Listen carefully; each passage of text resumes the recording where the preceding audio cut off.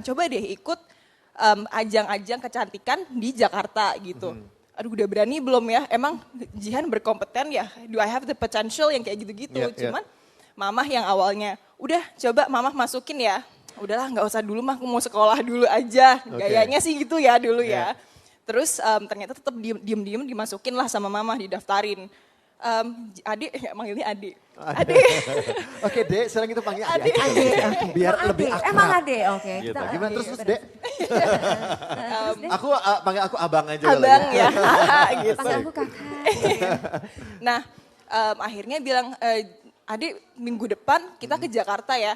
Oh mau ngapain, kirain cuman casting aja gitu. Enggak, kamu besok itu ikut kayak karantina lah gitu, karantina. Itu dia langsung masuk finalis gitu kan, bukannya waktu dipanggil pernah ikut ya. Jadi tahu kan biasa dipanggil pertama, dites dulu foto, diukur dulu. Terus ada saringan berikutnya baru ya kamu masuk semifinalis. Terus ada saringan berikutnya ya kamu masuk finalis. Nah Jihan kiranya awalnya begitu, tapi ternyata nyampe ke sana itu masih diseleksi lagi. Jadi sampai sana pokoknya ini kira-kira yang mau kita jadikan kandidat gitu. Terus udah ke sana ikut beberapa kayak let's say kayak training atau bootcamp lah ya. Itu photoshoot terus catwalk segala macam, ternyata Jihan masuk ke kayaknya itu top berapa ya? Bukan top, cuman kayak finalist itu dia sekitar mungkin 50-an tuh waktu itu. Itu 40 atau 50. Hampir kayak pemilihan Putri Indonesia, cuman ini versi Gadis Sampul dan Aneka Yes, cover girl itu. Oh, Aneka Yes juga ya? Yes. Satu alma mater. Oh serius? Oh masa iya sih? Oke, aku waktu itu juara 2 kebetulan di Aneka Yes. Juara 2 juga. Kesamaannya udah sama. Sama banget. Kode. Cocok kita cocok. Gak Iya nonton yang di sana kan nonton. Oh ribut yang di studio ribut.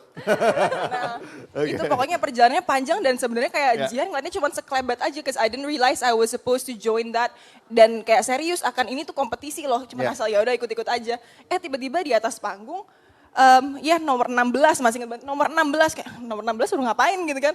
Oh maju ke depan, kamu menang, maju. Oh maju, oh ya udah, terus udahlah dikasih trofi pada waktu itu. Dikasih trofi kayak menang ya ternyata ya. Oke gini ya ternyata beauty contest atau kayak cover girl gitu.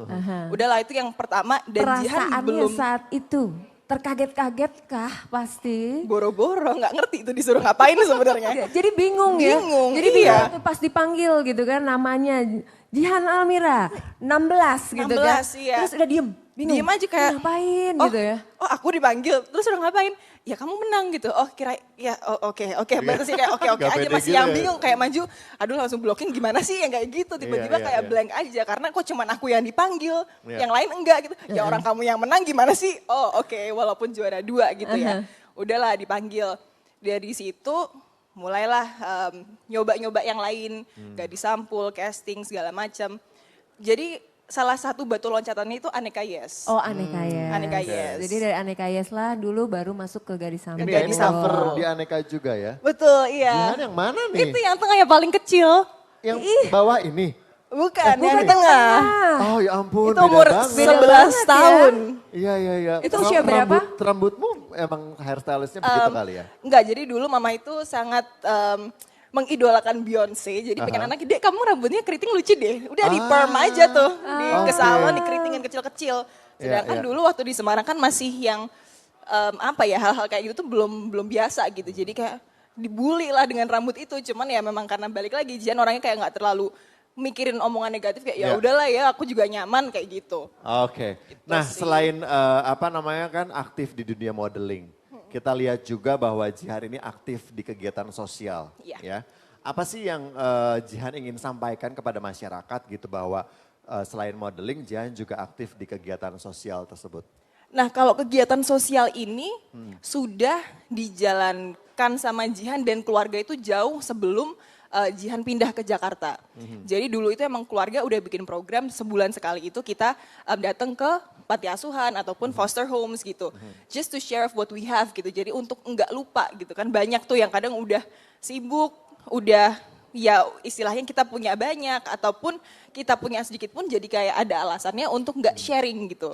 Jadi prinsip yang utama yang diajarkan ke Jihan dari keluarga itu don't forget to share. Jadi Apapun tindakan itu. nyata ya, Iya. untuk mengucap syukur untuk segala berkat yang udah Tuhan kasih buat Betul. Jihan dan keluarga. Jadi Jihan belajar untuk sharing. Iya, betul. Kamu dapetin sesuatu gak sih ketika ketemu langsung dengan mereka yang kamu datengin, kayak misalnya ketemu dengan anak-anak atau ketemu dengan siapalah yang kamu berikan sesuatu gitu?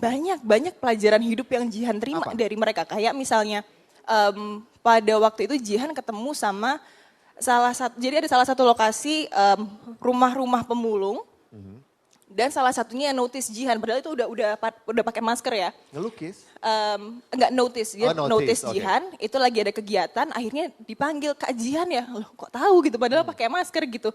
Iya Kak mau mampir ke rumah sebentar nggak, padahal ibu-ibu gitu. Okay. Oh ya udah boleh, terus akhirnya dia cerita panjang gitu soal dari dulu dia dari great grandpa-nya dia, dari zaman great grandpa-nya itu udah satu keluarga itu mulung.